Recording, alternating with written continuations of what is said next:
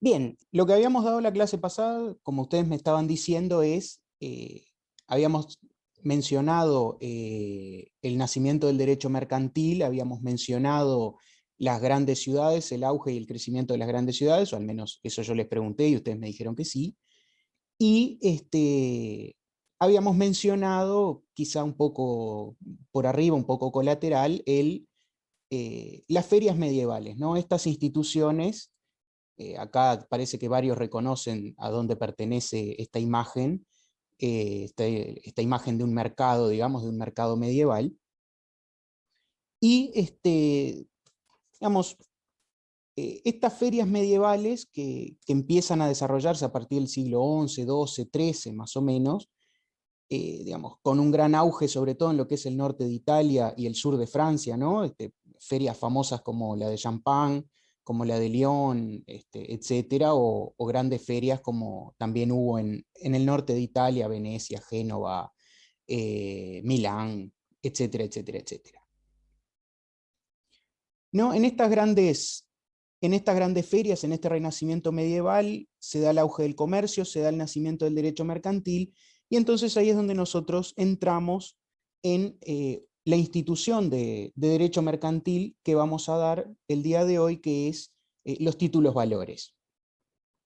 ¿Ustedes saben lo que son los títulos valores? Pregunto por las dudas, capaz que alguno ya tiene alguna experiencia. No. No, ninguno. Bueno, entonces hoy van a aprender algo nuevo. O bueno, por lo menos van a escuchar por primera vez hablar de algo nuevo. ¿No sea un derecho comercial eso, Se da de en los derecho, títulos de crédito? sí, se da en derecho comercial, no sé ahora cómo se llama la materia, la asignatura, pero sí, en mis tiempos era privado 5. Derecho privado 5 era derecho comercial 2. En fin, no sé cómo se llama ahora.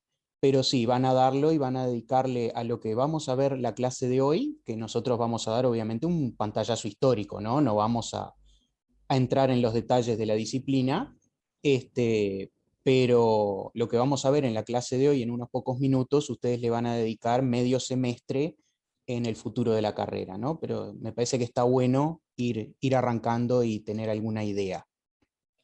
Yo quiero decir algo, a ver si sé más o menos lo que es. A Es ver. como un documento probatorio de que yo me obligo a pagar a pagarle a otra persona o esa persona se obliga a pagarme a mí. Es económico más bien, ¿no? Algo así. 50% correcto y 50% no. Es un documento, sí, pero no tiene carácter probatorio. De hecho, es la gran diferencia con las demás clases de documento. El título valor no tiene un carácter probatorio, sino que el título valor es el derecho en sí mismo. Es decir, no es un documento que yo utilizo para probar que tengo un derecho, sino que es el derecho en sí mismo ese documento. Pero eso quizá profundicemos más adelante, pero bien, 50% acertado es un buen promedio. Sí, las voy a subir, López. Empecemos por el principio. Ya lo sabrá López. Empecemos por el principio. Cada una de las ciudades o cada uno de estos señoríos feudales que nosotros habíamos visto, que se van fragmentando durante la Edad Media, tienen su propia moneda, acuñan su propia moneda.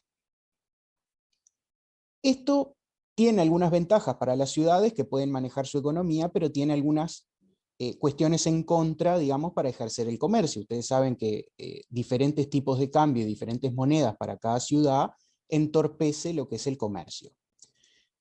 Entonces, ¿qué es lo que hacen estos comerciantes para, digamos, tratar de acostumbrarse a este uso de diferentes tipos de monedas según la ciudad en la que están comerciando?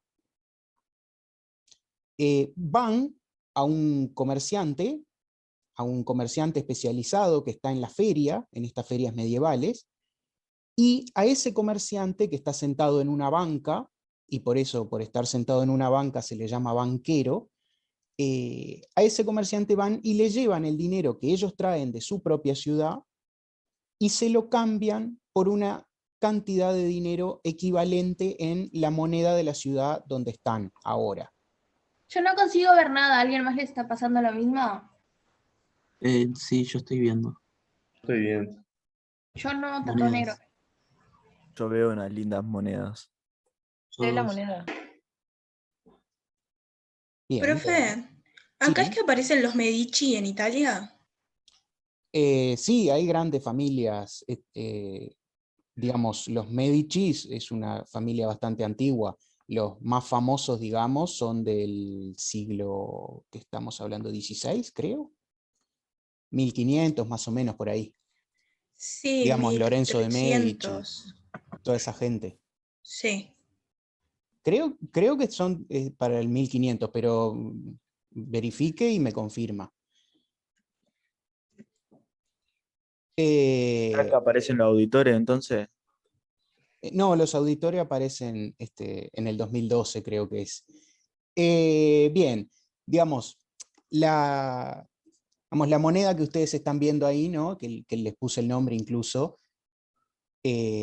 Claro, Barreto, sería como una casa de cambio. Vamos a repetir lo que hacía el comerciante, pero primero les digo, este es un ejemplo de una moneda que es la lira, la lira veneciana. Digamos, los venecianos, la Serenísima República de Venecia, tenía su propia moneda, y este es un ejemplo que les traigo como para que lo visualicen. Vamos a repetir qué es lo que hacían los comerciantes.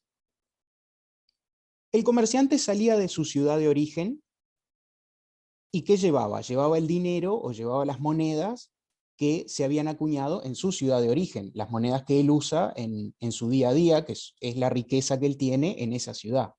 Entonces, cuando llega a otra ciudad que tiene una moneda distinta, ¿qué es lo primero que necesita hacer este comerciante? Cambiarla por la moneda de donde se encuentra ahora. Exactamente, como dice García, cambiar la moneda que él lleva por la moneda local. Entonces, ¿cómo hace esto?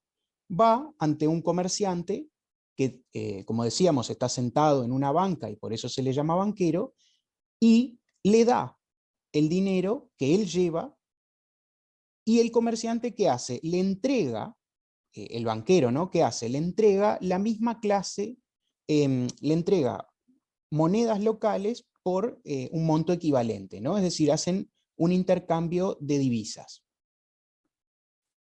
Esto así dicho, que suena tan fácil, tan simple, obviamente es simple desde el punto de vista de lo teórico, pero presenta algunos problemas del punto de vista práctico.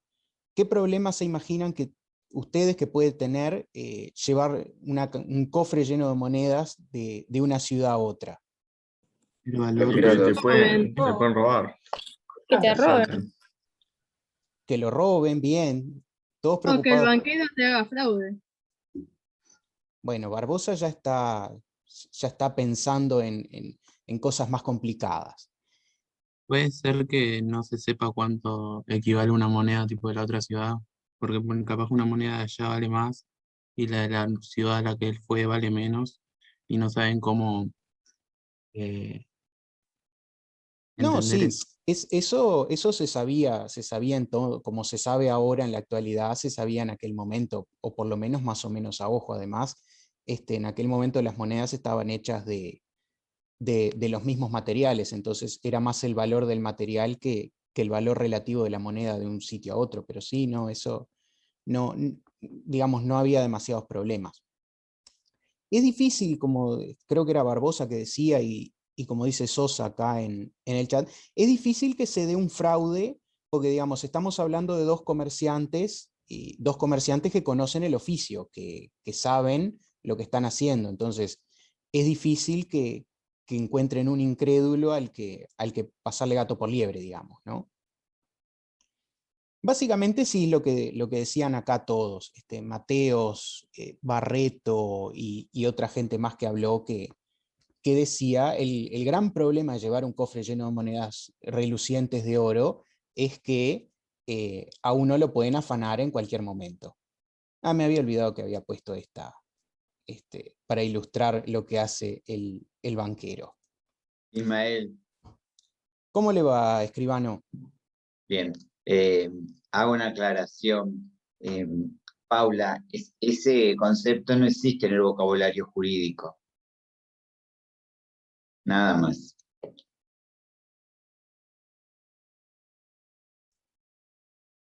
Bueno, pero lo damos por válido porque el abogado tiene que trabajar también con gente. El cliente usa esos términos. Algún día les voy a contar una anécdota que me pasó en un juzgado. Contala, ahora. Con ese tipo de... ya pronto para la anécdota. Para hablar de edad media, no, pero para hablar de la anécdota, están todos en primer lugar.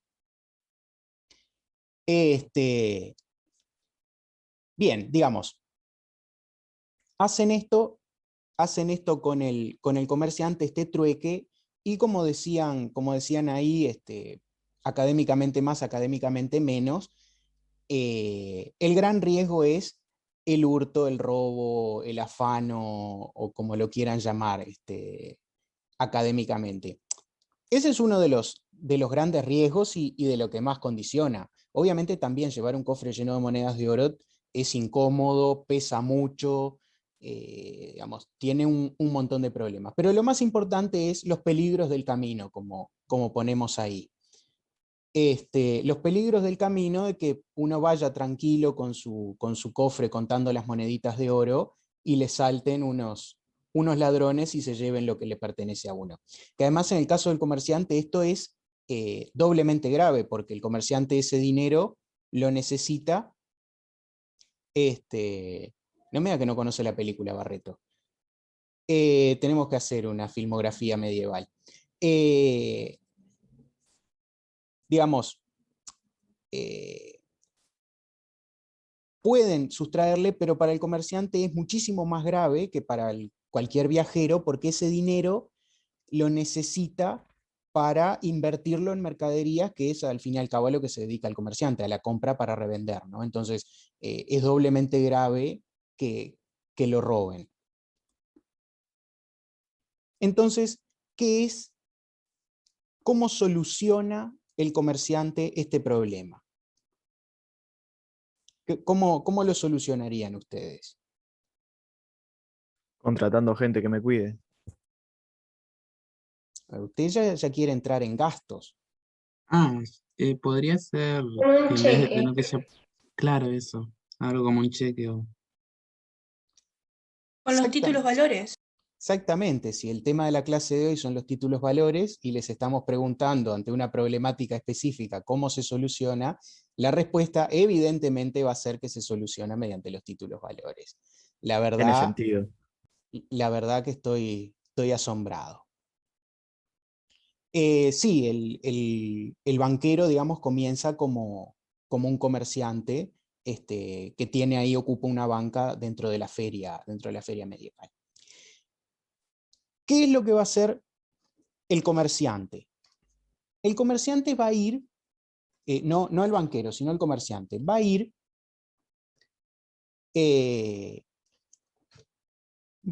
pero no va a ir ante un comerciante de la otra ciudad, sino que va a ir ante un banquero de su propia ciudad, del lugar donde él sale. Va a ir ahí a su banca y le va a entregar la suma de dinero que él piensa llevarse a la otra ciudad y se la va a entregar ahí, en ese momento. ¿Y qué va a hacer el banquero? Va a ser un papel, un documento escrito, que además va a estar certificado por un notario, y ese papel se lo va a dar al comerciante. ¿Y qué va a hacer el comerciante cuando tenga ese documento certificado, además por un notario, en su mano? Lo va a guardar, se va a subir a su caballo, se va a ir hasta la otra ciudad, y cuando llegue a la otra ciudad, va a ir con el banquero local, le va a entregar ese papel, y el banquero local le va a entregar la suma de dinero que él entregó en su ciudad de origen. ¿Se entiende esto? Quedaron todos desmayados. Y después, ¿cómo hace? ¿Cómo era el nombre que dijiste? Banquero. No, de lo que se hace para solucionar ese problema. Títulos valores. Dale, gracias. es todo un Y tema, por pone ejemplo, Mansilla. Sí. después de que va al banco de la otra ciudad y le dan el dinero y se lo gasta en esa ciudad, por ejemplo, y recauda más dinero, lo tiene que poner al banco de vuelta para que se lo pasen a su ciudad de origen. Sí, puede hacerlo, puede hacerlo. Eso es, digamos, un negocio aparte, pero sí puede hacerlo de vuelta, puede hacerlo todas las veces que quiera. Y esto lo iban haciendo cada vez que se cambiaban de ciudad. Por ejemplo, si iban en un viaje que cruzaban muchas ciudades, hacían esto cada vez. Claro, sí, podían hacerlo cada vez. Profe, ¿puede explicar de vuelta cómo funcionan los títulos valores? ¿Cómo no? Todavía no Gracias. entramos a ver, digamos, todos los títulos valores, simplemente estamos viendo el origen de lo que hoy conocemos como títulos valores. Digamos, no vamos a interiorizarnos en ver cada uno. Como les decía, van a tener, digamos, medio semestre en el futuro para dedicarse a ver cada uno de los títulos valores. En el derecho actual y en el derecho comparado, desde el warrant hasta el cheque, la letra de cambio, etc. Explicamos de vuelta cómo es que funciona esto. El comerciante en su ciudad de origen va al banquero local, le entrega una suma de dinero y el banquero a cambio le da un documento firmado por él y además autenticado, no sé cómo se diría en ese momento, por un notario.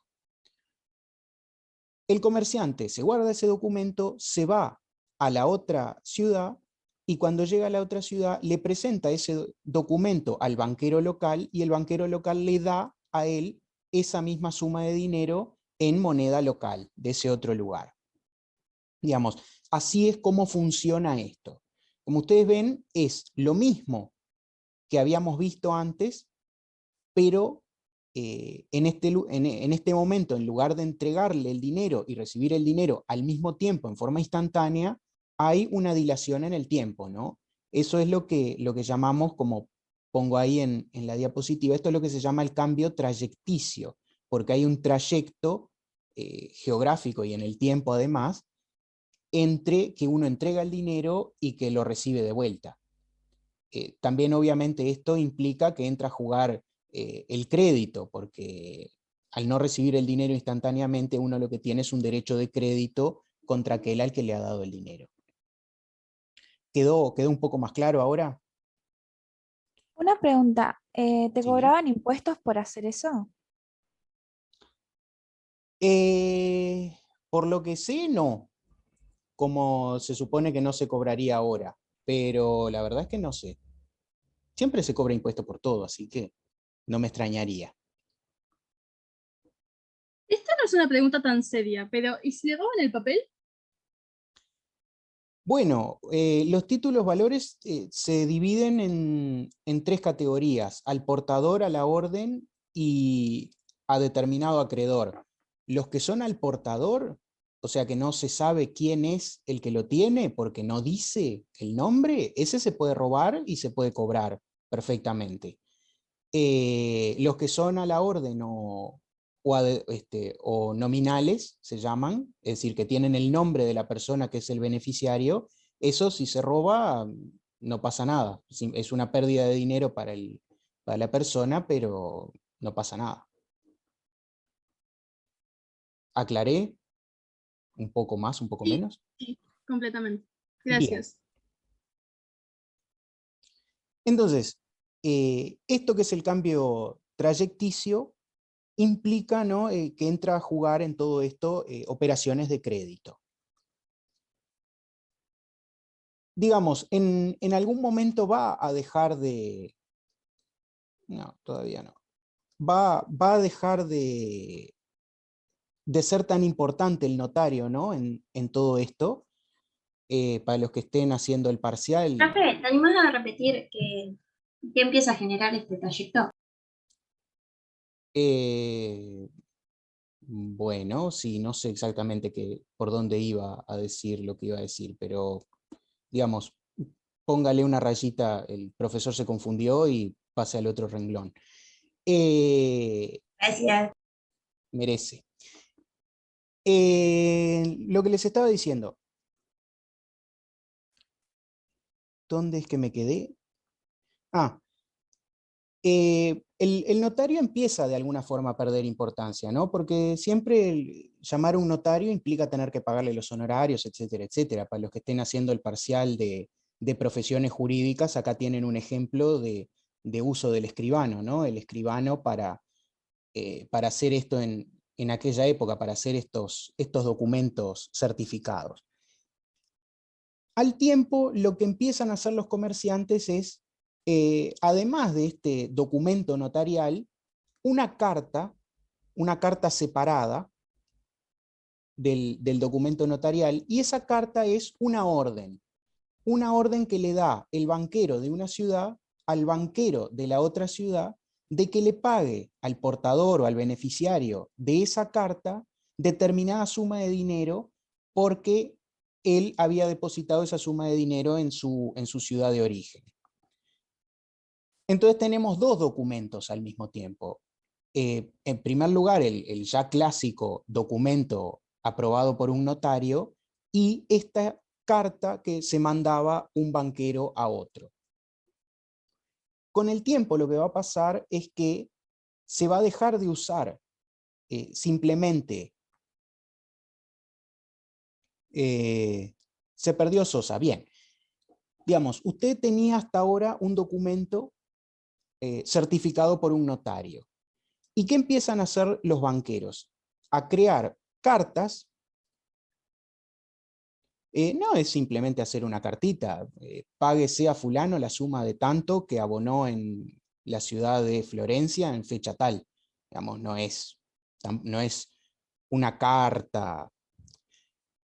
Claro, pero no le mandan la carta al banquero, le dan la carta al mismo comerciante. Es decir, no es que va al buzón y la pone en el correo y se la mandan al comerciante de Florencia a Venecia. Lo que pasa es que le dan a este mismo comerciante al mismo tiempo este documento notarial y esa carta que está dirigida al comerciante de la otra ciudad. Supongamos que fulano le entrega a Mengano 500 liras venecianas en Venecia. Y Mengano le hace una carta que dice, una carta destinada a Sutano, y le dice, Sutano, páguele a fulano la suma de 500 libras que fulano me entregó en la ciudad de Venecia el 15 de febrero de 1413, por decir algo, no sé.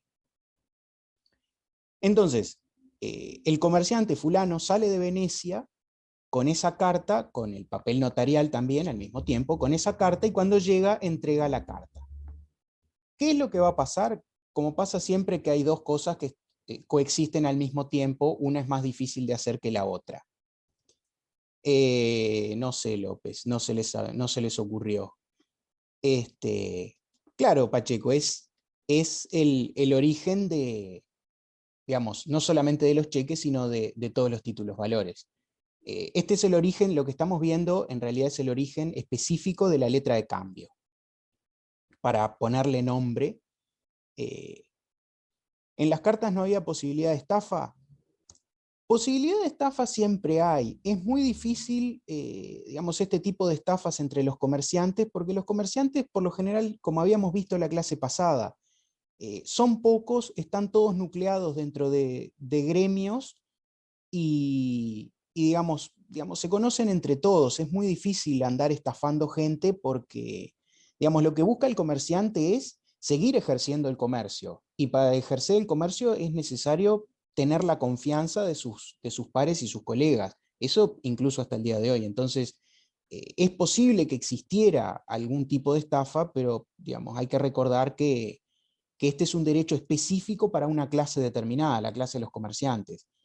Y no, como dice el dicho, entre bueyes no hay cornada, o entre fantasmas no nos vamos a pisar la sábana. Claro, eran dos documentos al mismo tiempo, Sosa. Era la carta y el documento notarial. Como les decía, cuando existen dos institutos jurídicos que cumplen la misma función y que uno es más complejo que el otro, lo que termina pasando siempre es que el más complejo cae en el olvido.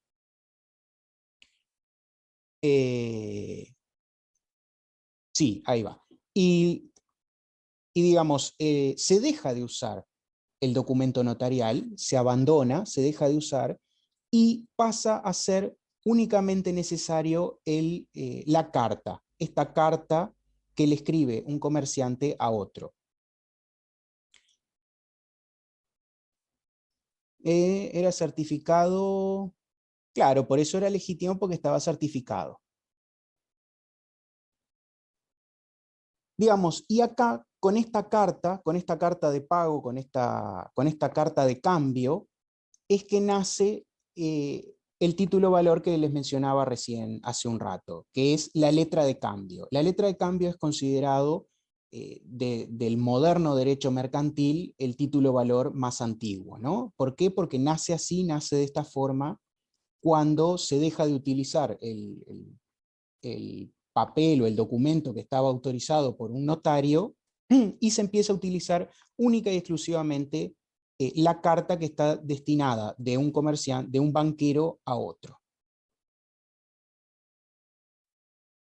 Digamos, no sé, acá me hacen un montón de preguntas. ¿Se usaba el documento aprobado por el notario y además la carta? Sí, efectivamente. Se usaban esos dos. Después se dejó de usar el documento notarial. ¿Hasta acá bien? Es un tema difícil, si se quiere, y para la mañana más. Bien, alguien me dijo que sí, que estaba claro. Bien.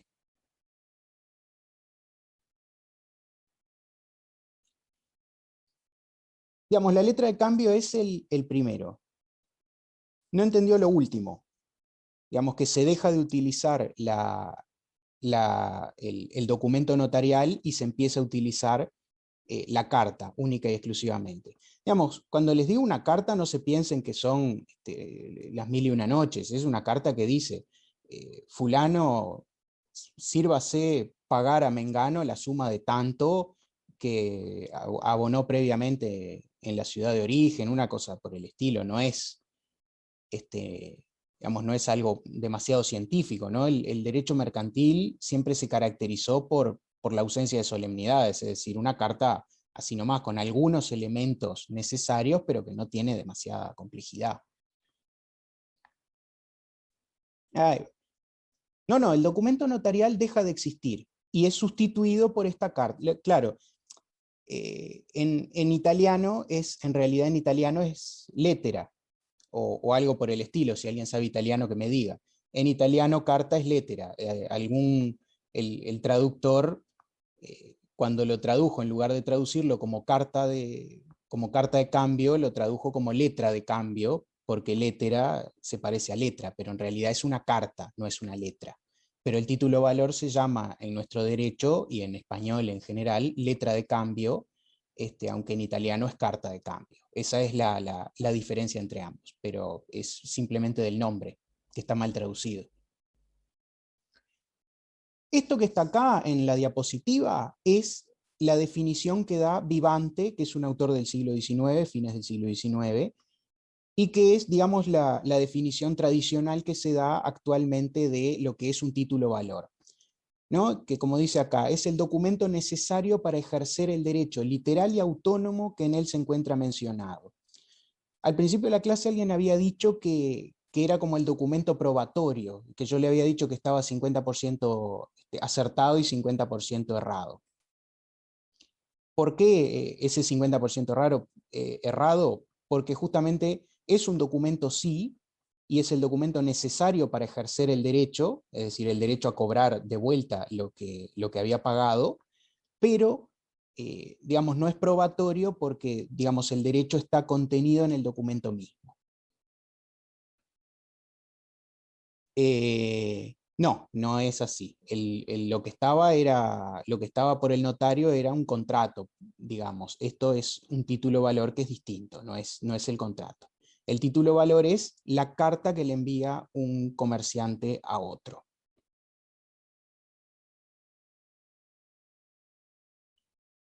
¿Bien?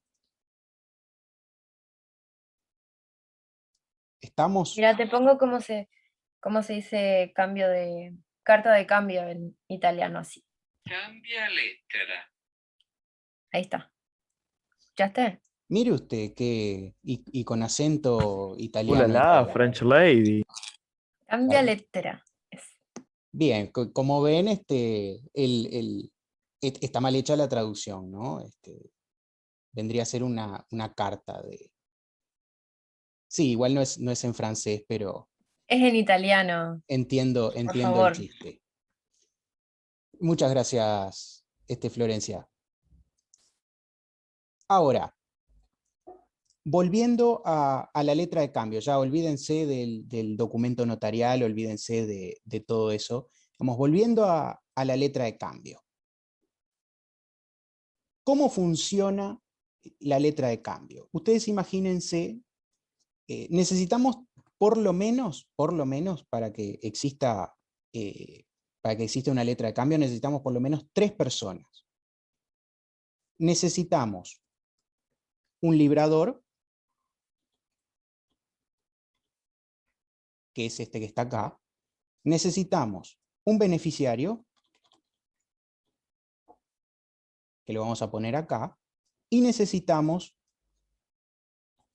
un tercero que es el girado. Estos son los nombres de las 3 personas, como mínimo, que interactúan en una letra de cambio. Profe, Sí, ¿usted está haciendo algo en la pantalla? Porque a mí no me parece nada.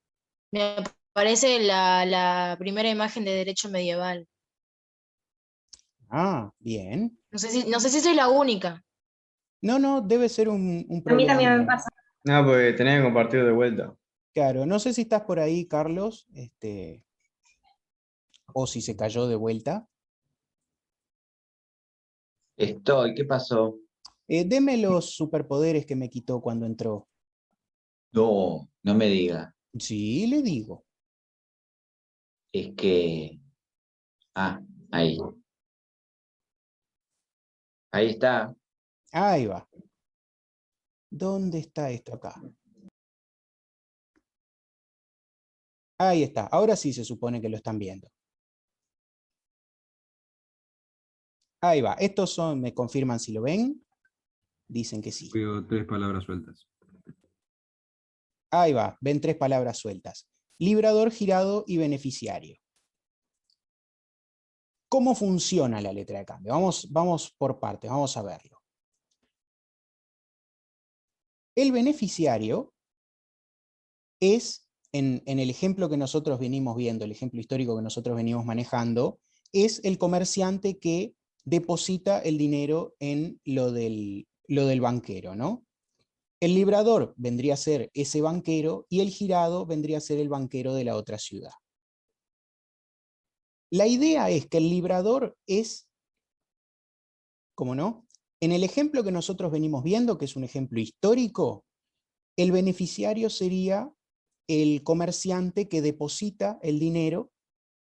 El librador sería el primer banquero, el que recibe el dinero, efectivamente, y el girado, es decir, el tercero acá en disputa, sería el comerciante, el banquero que tiene que entregar el dinero en la ciudad de destino. Esos son los 3 que intervienen en la letra de cambio en el ejemplo histórico que nosotros venimos viendo. ¿Cómo funciona, perdón, cómo funciona la letra de cambio? El librador redacta un documento, ya vamos a ver al girado. El librador, bueno, no sé, ahí Barreto compartió algo. El librador es el que redacta la carta. El librador es el que dice, girado, sírvase pagar al beneficiario de la presente letra de cambio la suma de tanto dinero, Ese es el librador. Ahora, algo que ustedes no me han preguntado y que yo me pregunté la primera vez que me relacioné con este tema es, ¿por qué el girado pagaría dinero propio al beneficiario? ¿Por qué el girado le daría dinero al beneficiario? ¿A ustedes qué les parece? Porque está como raro, ¿no? O sea, el librador dice, girado, páguele al beneficiario la suma de 500 liras venecianas. ¿Y el girado por qué le pagaría? Porque deben estar como conectados, ¿no? O sea, el librador después le debe dar, o también le conviene al girador cuando es al revés, o no pasa eso. Porque el beneficiario tendría que pagar algo, como por esta transacción, digamos. Porque en realidad, si no, los banqueros es un trabajo honorario, no ganan nada. Sí, el banquero de trabajo honorario no hace. En eso ¿Tiene estamos todos. algo que ver con los gremios? Sí, puede tener algo que ver con los gremios, pero no, digamos, tiene que ver porque todas las personas pertenecen al gremio, pero no, y porque además esto está regulado por el gremio de comerciantes, pero no va por ahí la relación entre librador y girado. ¿Recibe parte de lo que gana por el comercio? No. ¿Por conveniencia? ¿Porque fomenta el comercio de su ciudad?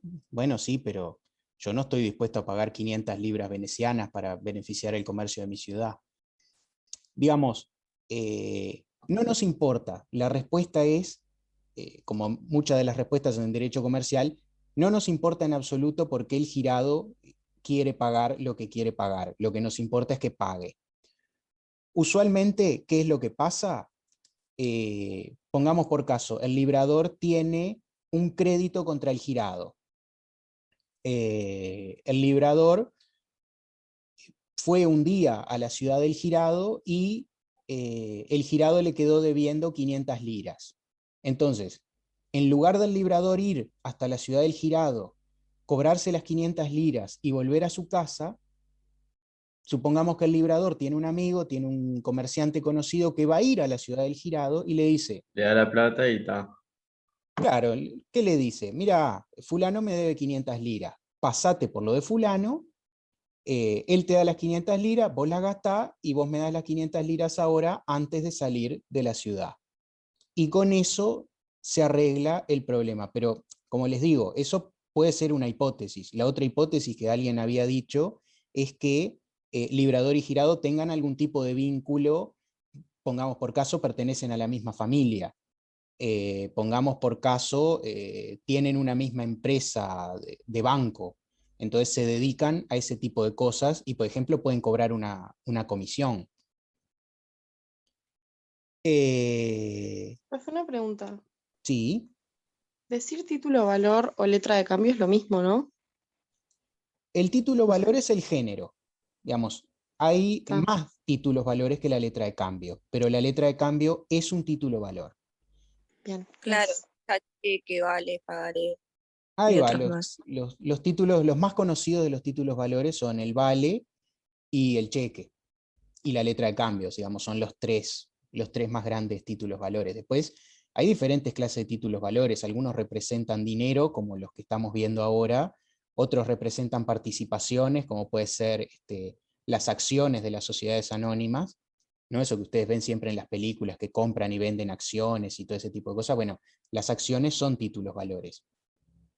Y digamos, tienen un gran desarrollo también sobre finales de la Edad Media, ¿no? Es decir, esto que estamos viendo ahora abre un abanico de posibilidades para otras formas de títulos valores. Digamos, no nos interesa en ningún caso por qué el librador y el girado tienen un vínculo. Lo que nos interesa es que el girado pague efectivamente lo que tiene que pagar. Y esa es una característica de los títulos valores. Se separan de lo que es la relación de fondo. Es decir, no nos interesa si librador y girado tienen un crédito o lo que sea, no nos interesa si beneficiario y librador celebraron un contrato de compraventa, nada de esto nos interesa. ¿Por qué? Porque el título valor tiene una característica y es que es autónomo, es decir, no depende de ninguna otra relación jurídica que pueda llegar a tener de base. Entonces, dicho eso, El beneficiario, como su nombre lo indica, es el que se va a ver beneficiado por el título valor, es decir, es el que va a cobrar el monto que está establecido en el documento. Y el girado es el que lo va a pagar. Ahora, ya que a ustedes les gusta, digamos, hacer maquinaciones o ideas para estafar gente, ¿no? Que tienen ahí, vienen con el bichito de que queremos estafar a la gente. Digamos, pongamos por caso, el librador dice, andá y cobrale a fulano 500 liras.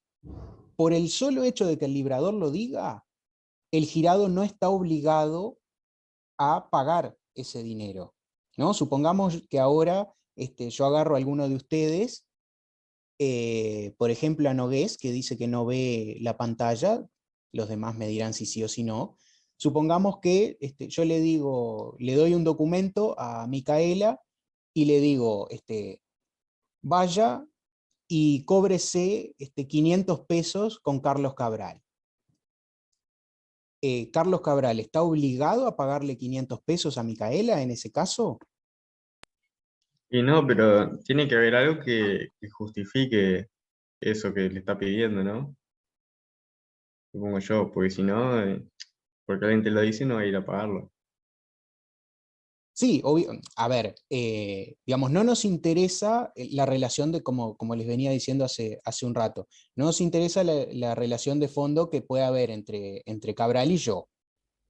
Pero yo no puedo decir, puedo decir, vaya y cóbrese, Micaela, vaya y cóbrese con Cabral, pero Cabral lo que puede hacer es decir, no, yo no le pago, y no acepta pagar ese dinero. ¿Por qué no acepta?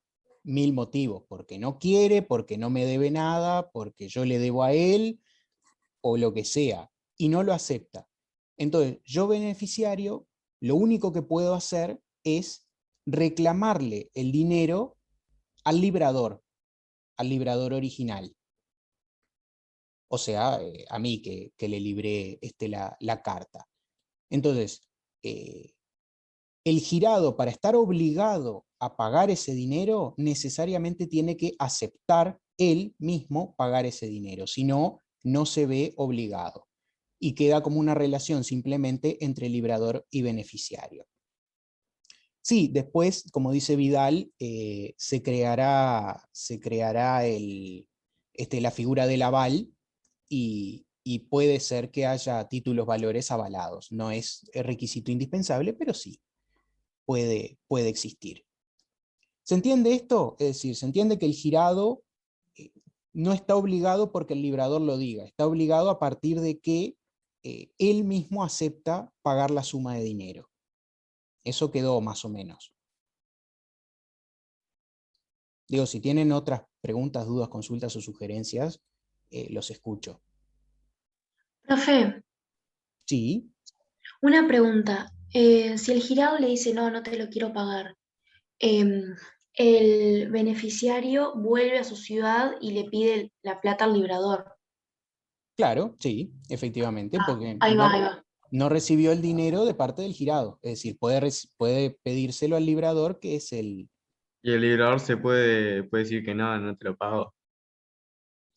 Bueno, y esa es la otra gran característica de los títulos valores.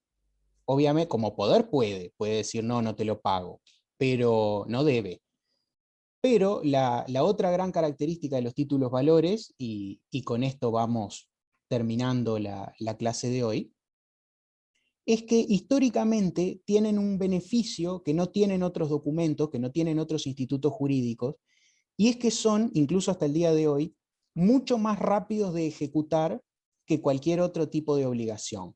Es decir, con la sola presentación del documento, de esta carta, con la sola presentación ante el juez, sin escuchar lo que tenga que decir el librador, ya lo manda a que pague directamente, sin necesidad de pasar por un juicio largo, sin necesidad de hacer un millón de cosas. Es decir, ¿qué es lo que se llama hasta el día de hoy, y lo van a dar en derecho procesal, es el surgimiento que se da en esta época de los juicios monitorios o juicios ejecutivos.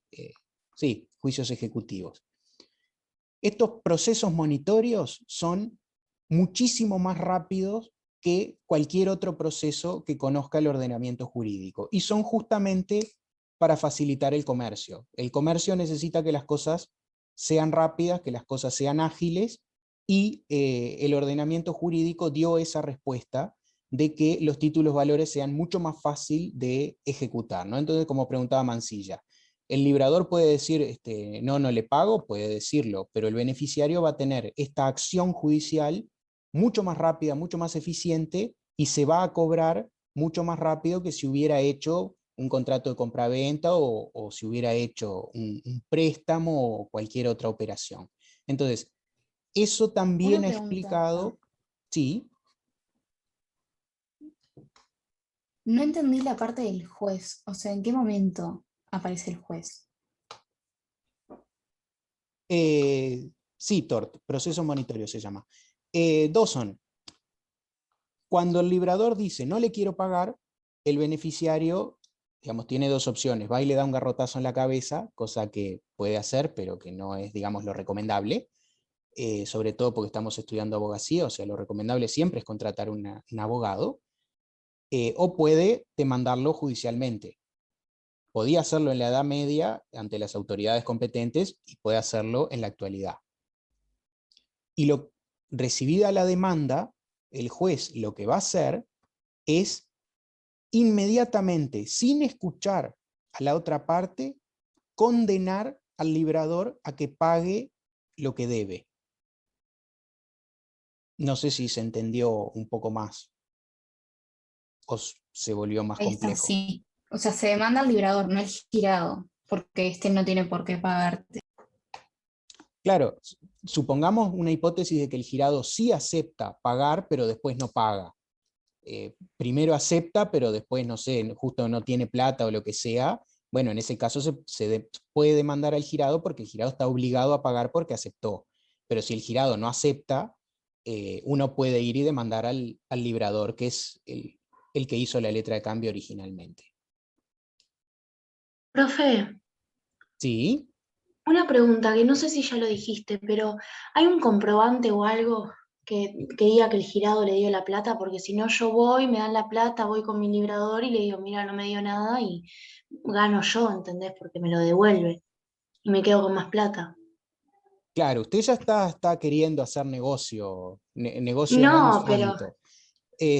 no, pero puede pasar. Claro, pero como este documento, esta letra de cambio, como veíamos hace un rato, no es, digamos, como este documento no es, no tiene carácter probatorio, es decir, es el derecho en sí mismo, el documento, lo que va a hacer el girado, una vez que pague el dinero, es quedarse con el documento él. Ah, está. Y entonces si el girado no le da la plata, el beneficiario va al librador y le tiene que mostrar como que sigue teniendo el documento. Claro, porque quien tiene el documento es quien tiene el derecho. Es Está decir, perfecto. no es un derecho que se dé entre las personas, sino que es un derecho que está en el documento. Está, dale, gracias. No sé qué dicen acá. ¿Qué era el librador? El librador es el que confecciona el documento originalmente. ¿Cómo demostrás que el girado aceptó pagar? Y bueno, el girado tiene que ponerlo en el mismo documento, escribe que acepta. Y si no acepta hay que hacer un protesto, pero eso lo verán en comercial.